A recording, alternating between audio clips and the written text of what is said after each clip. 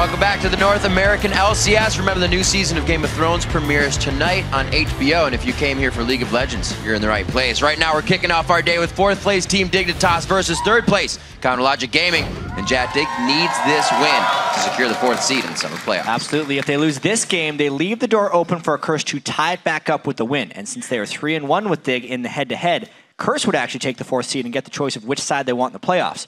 But to do that, they'll need to shore some things up. Dignitas, if they want to win, of course. Kiwi Kid was impatient with his initiations versus Coast yesterday, allowing them to stay in the game and eventually pull out the win.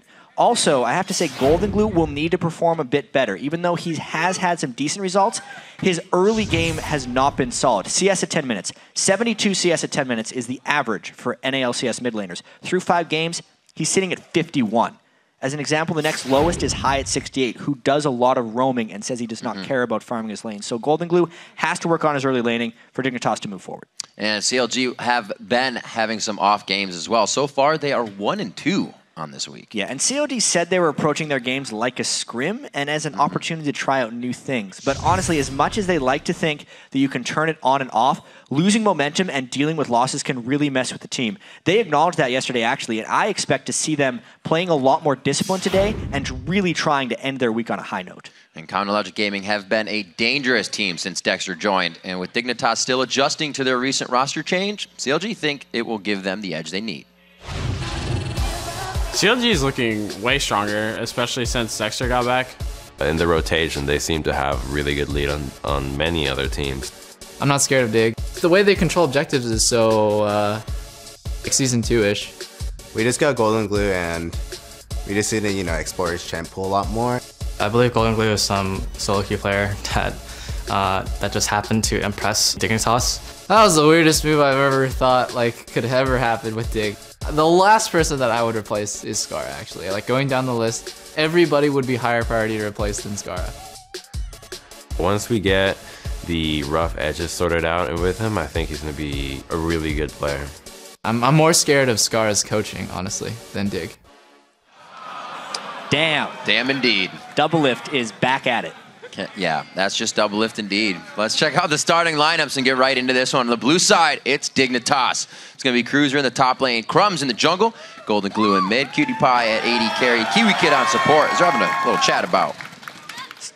Something. On the red side of the CLG, Nien in the top lane, Dexter in the jungle, Link in mid, Doublelift back to his old ways on 80 carry, and Aphromoo on support.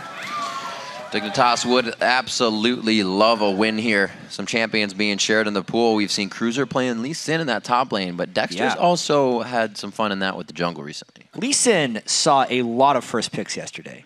So many teams are using him as a priority, either in the top lane or in the jungle. Maybe one day we'll see his triumphant return to the mid lane as well. You never know. Leave it up to Froggen to do weird things. Yeah, we'll see. I think he's Bring a back priority in Jarvan. this game for sure. We'll see what happens. Both teams ready, poised for champion select, and so are we as we start off our 3rd day of Super Week. Already, the mid laners getting a bit of focus here as we start off the match. I don't think it's going to really change. Might see the Lulu as well. The Evelyn goes out, so Lee Sin is going to be already in the minds of both Dexter and Cruiser.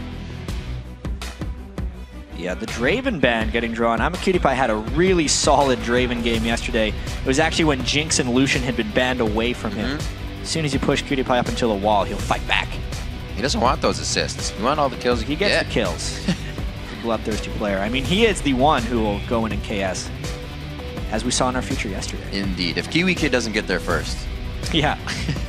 steal it away even harder. Elise banned out as well. Still great steals coming from Elise despite whatever hit she took, and it is going to be the Kha'Zix pickup, and that was an insta-lock on Lee Sin for Dexter. And absolutely on Thresh. Yep. We've been talking a lot about the quality of the North American Thresh players. There's a little bit of discussion on Reddit where they're just like, maybe it's just a problem with the champion. And it's like, well, Thresh is a full utility, amazing support who can oftentimes do everything, and that is true. But I do not think that takes away from the mechanical complexity and the skill required to pull him out. The fact he's been out for a year, and now we're seeing these guys being good at that, just shows you the time investment these guys put into that champion to reach that skill level. Goldenglue returning to what he knows in the mid lane. Orianna once again. Looks like he will have a better time hitting some ultimates here. Only going to have Dexter jumping around the fights. We do see a quadra kill coming from Goldenglue, and Kiwi Kid will get his Annie, so that's kind of the thing they look for as their initiation. If nobody else is there, they have Kiwi Kid for that. Yeah, that's a nice combo for them. It'll actually be on Kiwi Kid to line up the initiations for Goldenglue. And as soon as they have that kind of hard initiation shell for Dignitas, CLG goes immediately to the poke comp. Nidalee and Lucian are kind of classic pokers. Classic indeed. I'm going to go for the old play on this one. They take the Lucian Thresh lane as well. We've mentioned before how much Doublelift and Aphromoo struggled against that, so now they take it under their wing to be strong. Cutie Pie going to lock in an Ezreal really quick for this composition. A little more big ultimate damage. Yeah. This could be a very long-range game. Ooh, with that Jayce picked as well. He's been loving it. Russian BF sword in that lane and then just gating everybody. I really enjoy watching Cruiser play his own champions. Yeah.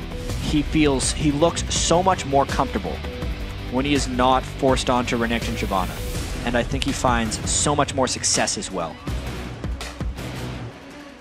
Now it's on to see Nien. He's probably just going to end up going with Shyvana. Or Trundle. Trundle would be a pretty good thing here because it synergizes better with the poke comp. He really only has about four competitive champions. Right. Ryze, Shyvana, Trundle, yeah. They pretty much canceled out the use of Ryze in this one with the picks previously. And Trundle, like you said, the pillar will be good. Keep him at range, keep the distance. We'll see teleports for the top laners, steady and holding for now.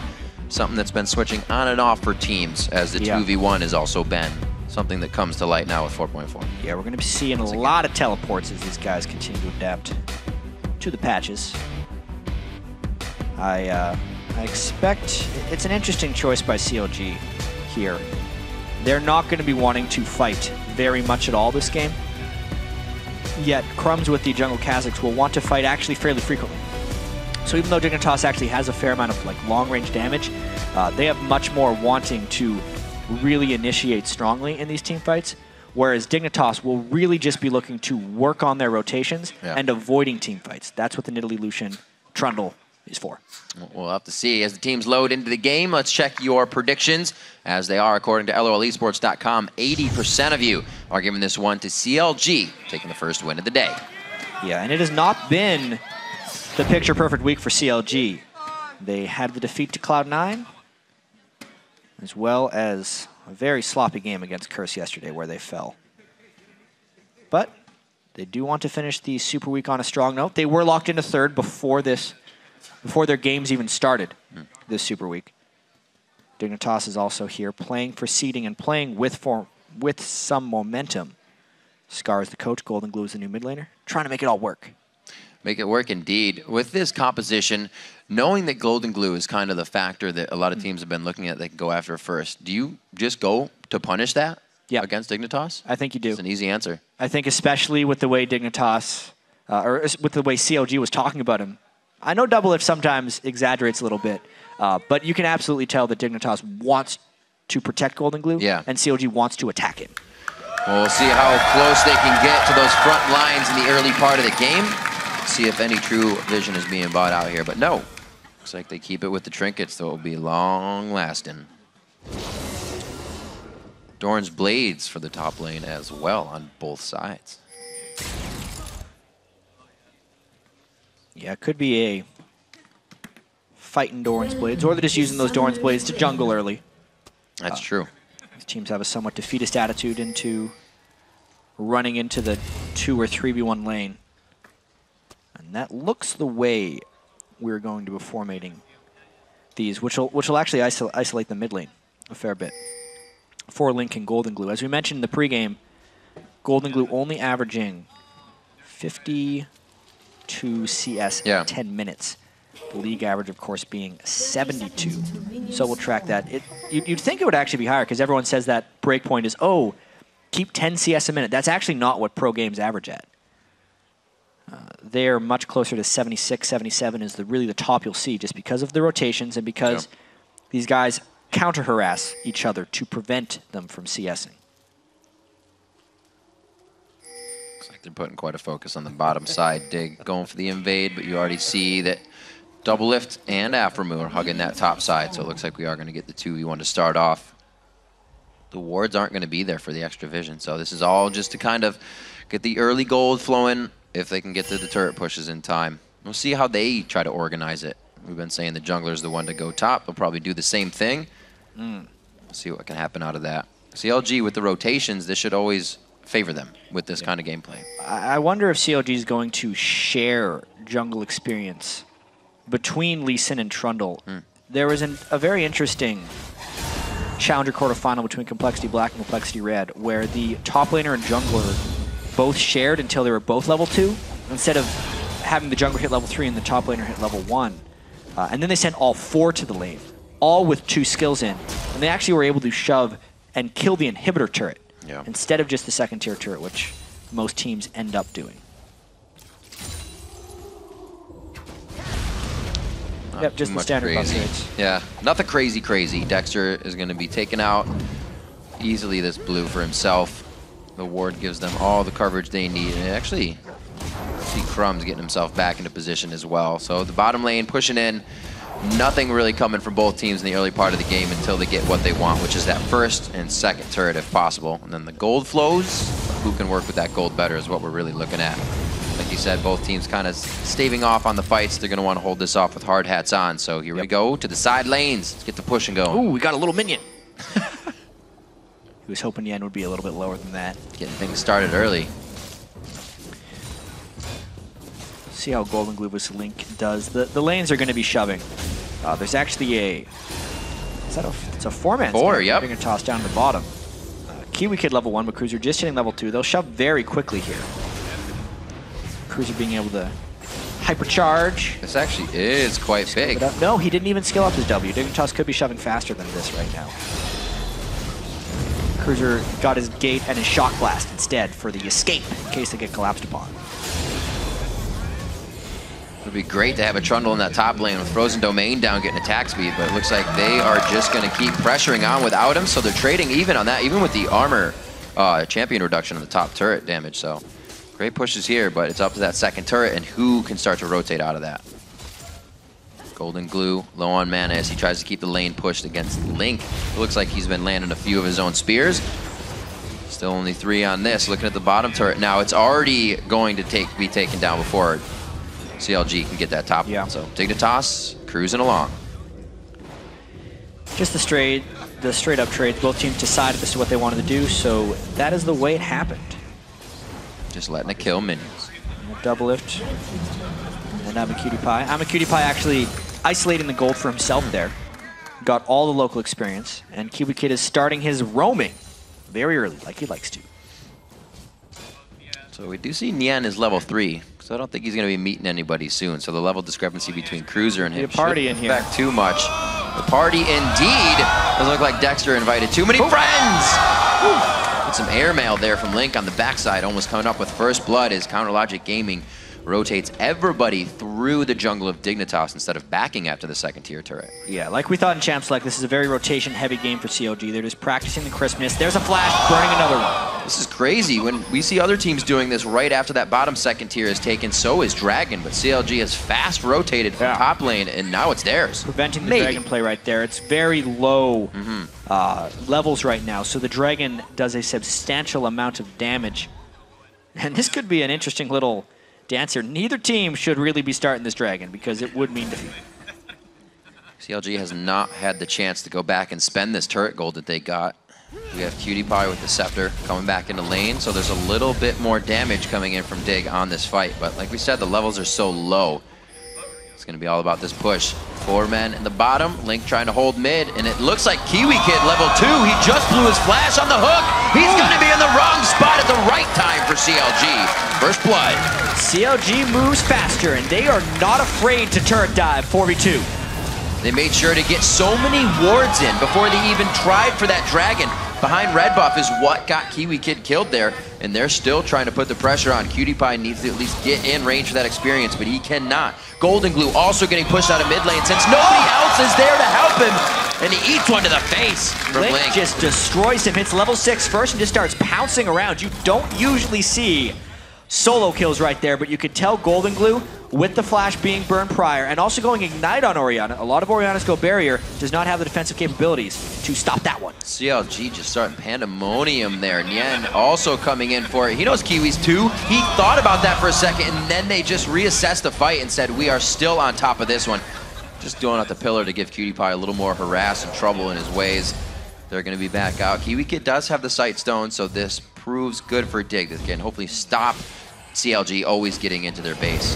Now the CLG has to back a little breathing room for Dig, but that was bad. Yeah, that was very bad for them. CLG picked up many advantages off that. You can see the huge amount of wards that CLG just picked up. 4 pinks this early on in the game. Because all the early turrets have been taken down, the vision control becomes even more important, and it will be very difficult for Dignitas to control these things since they are using their flashes pretty much as they come up again, and they're still under-leveled, and the one lane that wasn't getting super rotated on died 1v1. And CLG is almost getting advantages out of this since Dragon didn't take it down. They can pressure more. Dig may not even be able to formulate onto this, so CLG giving themselves more advantages from everything they've already done. There's a nice spear going over. Link's going to be pushing that mid lane back into Goldenglue. I always like seeing Nidalee players jump away after they throw spears to try and increase the max distance. That's how the Nidalee spear used to work, is it would calculate the damage from when the spear hit to the current location of Nidalee. Now it calculates from the start of the spear throw, but players still do it anyway. COG gets this dragon because of their superior rotations. Old habits die hard. Ooh, trying to get one on that. We've got 2 levels on Goldenglue right now. Trying to do that switch fast Cougar javelin throw. Still kind of hides it a bit. Ooh, both just missing off the side of the raid. They want the big one. You're gonna try to get it. Link gets in there. They know they can toy with that extra few feet of danger. Nothing can really hurt them right now, being so far up. And now that Dexter's on Lee Sin, he can kind of roam right here between red and go to bottom, or back to Link if he needs help.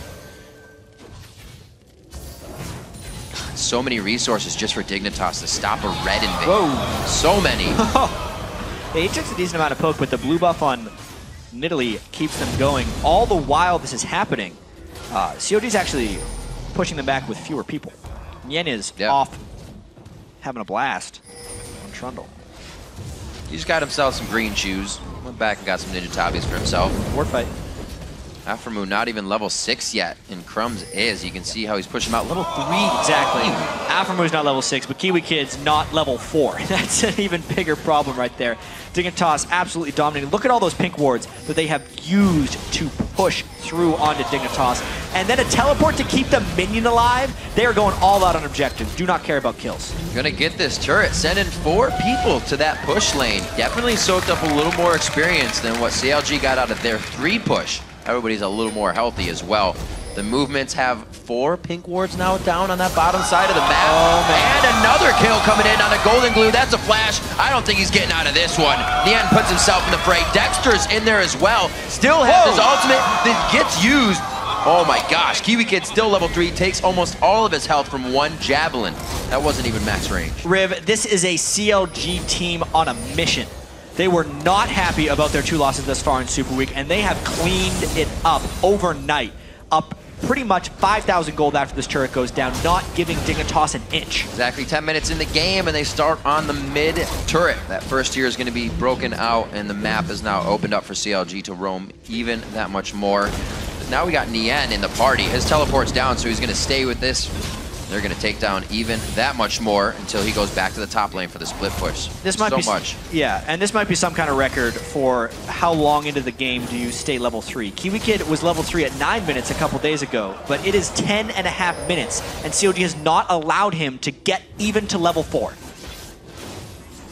You can't get close There it either. is. Level 4 comes in, it's not going to help him. He still goes for the flash. Flash initiation level 4, Kiwi Kid. CLG is on the run from that right now, and Dig, they don't even know if they can reinitiate out for what just happened. No, but the unfortunate thing for Dignitas there, because they have been getting so pushed around, the level advantages exist very strongly for CLG, and this early on into the game, it's roughly 500 to 800 gold in stats per level, so this gold lead is just exacerbated by the experience advantage of CLG as well, making them infinitely stronger. Kiwi Kid just going off the rail there. Keeps himself safe, though. Did not go down for being level 4 to pretty much right now half of the levels that Link is. So you just imagine how much damage he's going to receive on the first attack. 5,000 gold in that lead. CLG thinks that that wasn't too much of what should really be happening, and they go ahead and get a nice strong push on mid lane as Nien returns to top. Yeah, and Nien just living off his teleport. You can see CLG backing as a unit. One of the most difficult things to do for teams as they try and work towards a stronger team play and rotational game is just the times at which you back. Because everyone gets into habits of wanting to back as soon as they can buy an items, but you lose a lot of map pressure as soon as even one person backs. So they were going to lose the map pressure anyway. Everyone backed at once, and they're trying to make it back before this turret goes down as a cohesive unit. CLG played that situation perfectly. They didn't even go back after they got the first 2 turrets that helped them to really control the map altogether. They do lose mid with the perseverance of Dignitas wanting that mid turret, and good on Dig for that flash initiation, giving them some ground, but they gotta be careful. They don't have much ground to work with. That's a very painful spear. You could see Link actually going for his Sorcerer's Shoes before finishing his Athene's Unholy Grail because he wants those spears to hit even harder. It's unthinkable for Dignitas to build magic resistance this early, which is why those spears are hitting so hard. Nien's gonna be back in the top lane, but no, actually he stays. I was gonna say his teleport should be coming up if he's doing that, but it looks like he's just waiting for the rest of the team. They get a call that even though we've warded everything in the bottom, we're gonna start working the top side now. We'll let Doublelift go ahead and push that out. Yeah, and with the way CLG is playing, it's going to be really tough for Dignitas to come back here. No man on Cruiser. Blade back. Kick back. Doing what he can. 3v1 situation. He knew he was down. CLG is putting the pieces in place to always get something out of nothing, really. It was just Nien staring Cruiser in the face there. Yeah, and this is the... As you saw when the fog was toggled there, there's no vision anywhere, even within Dignitas' own jungle, which meant this was a big surprise. Aphromoo does get the flay, which was enough to get Dexter in range for the kick. And they could use all those resources because Dignitas had no map pressure elsewhere. Another nice move by them. Definitely the kind of play CLG needs to have in the playoffs. It's the first time we've actually seen a team on the 2v1 go straight to Dragon, so a little bit of adaptation there on what we've been seeing. Especially red side 2v1. Right, They took the 2 turrets and then they were still able to control the Dragon. Which was quite impressive. They'll be getting another one for themselves here, racking up even more gold to the team. You can see 151 going over to the Link, multiply that out.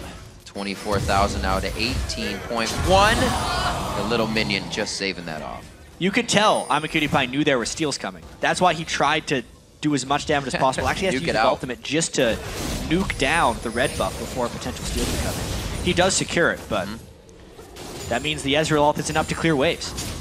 He's also far behind on damage. A stacking Bloodthirster for Doublelift now. No Shin even.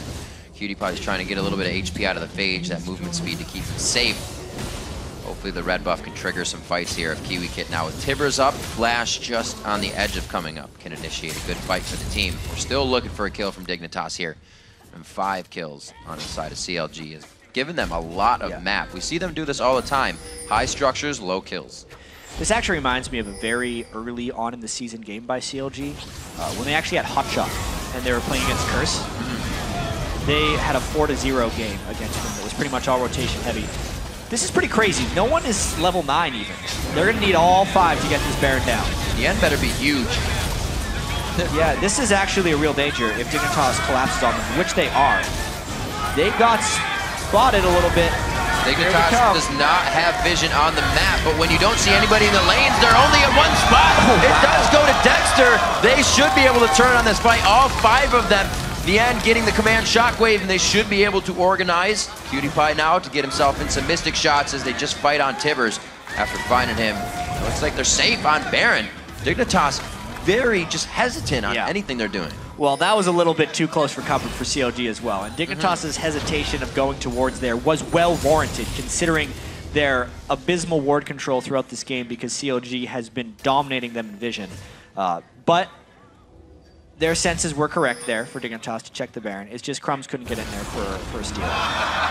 He's not even level 11 yet. Those jumps are very baby-like on Kha'Zix before he has the evolution. I do not blame Crumbzz for missing that one. Stubbed his toe a little bit there.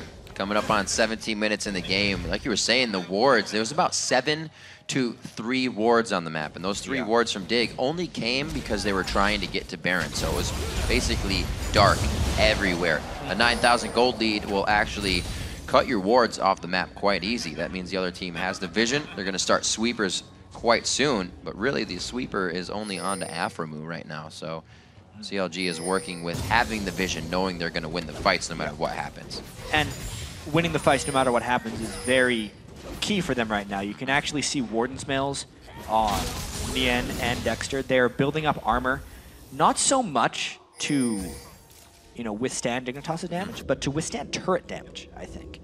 The tanks are going to be wanting to go in and maybe participate in some turret dives as CLG tries to squeeze this one out very quickly. Wow. Oh, going for a relentless pursuit. He throws on the ultimate. Calling is going to be just a little bit. I don't know if he has enough. Doublelift flashes out of the hit coming in from Cruzer. And they're going to be able to turn this. Ardent Blaze hitting on the side of that one, and he gives himself another kill. 7-0, and the gold lead grows. There's the flash, forcing another one. This turret's going down. They do need that armor for turret dive in a little bit, chat. It's going to be another hit up. Nien's in the bottom lane. CLG is so far ahead this game. They're 1-3-1-ing, and now to the top lane after they don't even need to go for mid. 7-0 in kills. They have a shutout on that, and they look to take an inhibitor turret without Dignitas responding. They're kind of just walking around in their base. CLG is on pace for a flawless victory here. 7 kills to 0, and they are just everywhere when compared to Dignitas. And once they have a lead of this magnitude, they can keep taking larger and larger risks. That's why they're all still in front of the base. They want more. Still going very hard onto this. Doublelift not even having a chance to go back and finish the pieces of his Triforce. CLG probably has quite a bit of money they're working with right now, but can't even, they just want to get these structures down because they know they have that advantage. This is almost like the point of going back and wanting to buy, but they know they can get so much more even without it. Exactly, they want to buy because they're actually collectively sitting on about 6,600 gold right now. Jeez. But the pressure they would lose is a little bit more than that, which is why they're sticking around and trying to get as many advantages off of the rest of this Baron buff before they go back and shop. If they go back and shop now, the rest of the Baron buff would decay and they wouldn't get use out of it. Right now, the gold in their pockets is made up for by the gold value of that Baron buff. Well, looking for another inhibitor in the end. Pretty much uncontested on this bottom side because they have to focus with all of their members. Even 2 resources being pulled off just for 1 every time. The numbers are in favor of Counter Logic Gaming. Even if Dignitas brings more to the fight, Kiwi Kid gets 1 hit onto Doublelift. He's barrier and flashes down for the previous engagement. Gets himself a little too close there. CLG is going to have to back off for a second, but all the meanwhile, inhibitor number 2 goes down. It did cost Doublelift his life because he burned his flash and barrier in the previous engagement, but look at this. The destruction continues. 9 turrets, and this could be the 3rd inhibitor sub 20 minutes. This could be grounds for a 20-minute surrender if Dignitas doesn't want to withstand this push.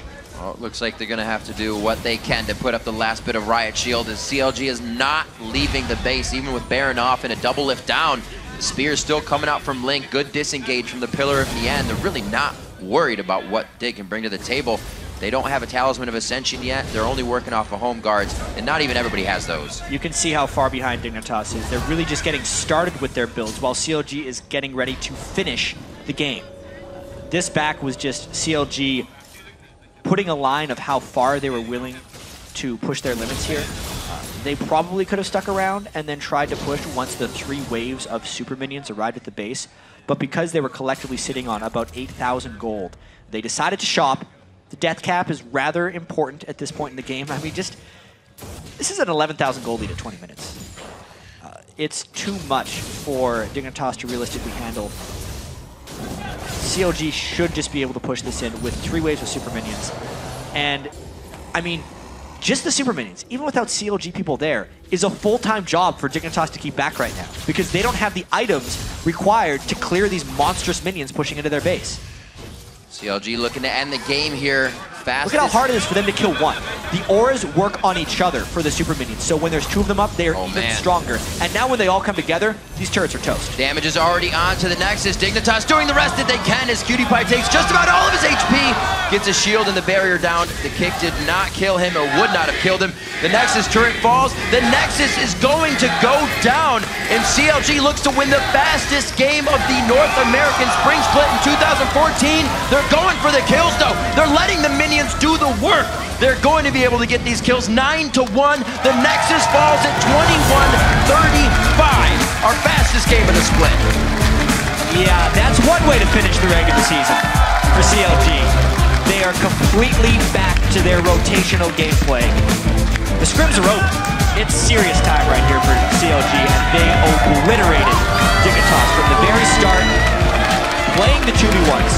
Even if others say it's impossible to, or disadvantageous to play from the red side, CLG made it an advantage. They rotated faster towards the mid lane, they controlled Dignitas off the dragon, and they secured every objective with vision control in this game. That was absolutely crazy. Counterlogic Gaming flipping a switch, as we said, to get the quickest game of the spring split. Previously, it was Dignitas versus Team Solo Mid at 22:48, just about a minute away. That was a fast game, to say the least.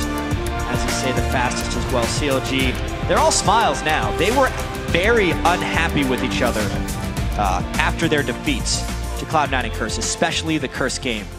But they had a very dominating victory yesterday over EG, and then an even more dominating one here. Just the one death to Doublelift. 9 kills to 1, but all well warranted. That gave them the second inhibitor and just accelerated the game even more so. Yeah, and to bring up something of this, and if you go back and watch it, it's a great game to watch for vision control. Right. But they were up a lot of gold. You got to consider that as well. It's always easy to place vision when you have that. And that actually kind of leads into our replay that we'll bring up of Cruiser getting ganked this time. And you can see where the vision comes into play. Yeah, exactly. Just try and find the wards for Cruiser, and they don't exist, which is why CLG was able to get all the way into their jungle and sneak behind him. And it's not necessarily at a huge fault of Cruiser for trying to farm, because he needs to be able to get minions. Therefore, you have to take inherent risk. It's just because CLG was controlling so much of the map that they were able to punish. The mobility that they granted with... It was actually more of a poke comp for CLG, but they turned it into a very fast push composition because all the poke was landing to get kills before anyone could build resistances. And Dignitas went in, and we obviously said the Jayce pick for Cruiser is something we have liked to see. He's been playing it very well, but their composition kind of then went from poke to kind of somebody wants to dive in with some ball delivery, but still stay for poke because it's dangerous, and it didn't formulate very well in the team fights. Yeah, the Dignitas team composition never got going. They never got a chance. They weren't able to build their items. It was really just a suffocation and gold denial for CLG. 27,000 gold collectively amongst the entire team at the end of the game is not what you expect. If you look at Dignitas' average games, a lot of those guys are getting 12,000 gold apiece. Yeah. I mean, 27,000 divided by 5 is not a very big number. They did not have that much gold. It's not. And coming into that, we look at this 2v1 now, and if you can gain a lead off of those 2 turrets as CLG did, it's a huge lead. It's bigger than any other early game lead we've seen because Dignitas had no way to get back from that. CLG went bottom and controlled the game completely because they adapted faster than day. Let us know what you guys think were the standout moments by tweeting at LOL Esports and use the hashtag LCS Big Plays. For more on CLG's commanding performance right now, we're going to toss it over to Freak and Kobe. Thank you very much, Riff. What's up, guys? We're joined by Doublelift here of Counterlogic Gaming. You guys looked angry that game. 21.5 minutes? What happened? Yeah, we were a little bit annoyed because everyone was saying, like, oh, this is like the downfall of CLG, like, blah, blah, all this stuff after we lost first Curse. And so we tried pretty hard this game. And as you saw, like, we just beat them up. It was really easy. I don't think that the bottom 5 teams know how to play 2v1 at all. Okay. So you opted into it because you think you have the strategic edge here. What are they holding them back? Every team pretty much does it, to be honest. Like whether you're a top 3 team against another top 3 team or like you're just playing whatever, you just do it when it's advantageous for us, for the team. And like Dig is especially like one of those teams that I feel like they just don't really care and they just play like what they want to play. And so Cruiser's like playing Jayce, and he's like the only person who plays Jayce in this last like month, and we're just like, all right, they don't really want to win, so we just 2v1 Jayce, and then Jayce becomes useless. Yeah, it was really interesting because I feel like the 2v1 situation has become very formulaic in this new patch. You usually do the swap so that you can invade and secure your jungler 2 buffs, and then you take 1 or 2 turrets, and then the wave that you build up, you freeze it for as long as you can with your top laner, and once you build it up, you push down a turret with it. You guys caught out a couple of Dig members down there. What do you think is keeping them from jumping on the same train as all the other teams in the new patch? I think one of the biggest issues is that the bottom 5 teams generally have players that don't want to play meta champions. The top laners especially. They want to play like Jax or Jayce or Lucian or whatever it is. And Lucian's like okay, you know, like that's like borderline because he's a bruiser and you can run TP on him and he's kind of effective in 2v1 because he can jungle. But a lot of these players are like, I just want to like carry and it sucks being 2v1 so I'm just going to freeze. And I understand that mindset because it really does suck getting denied. And then you just do want to freeze to get as much CS as you possibly can. But then you have to look at like what a good team will do. You know, what would C9 do to you? What would CSM? What would we do to you? And it's exactly that. Like we're just going to foreman you, and there's nothing you can do about it. You're just dead. And as soon as you lose 2 champions and a tower, and all your top laner got was like a wave of CS, you pretty much just lost the game. So it just happens with top laners who are willing to play for the team as opposed to like playing selfishly. So then actually to think about this then, if you can project forward, what do you think sort of the next evolution of like, well, of course you should always do this, right? Like, okay, yeah, the turrets go down. Well, you should push, not freeze, because you got a turret for it.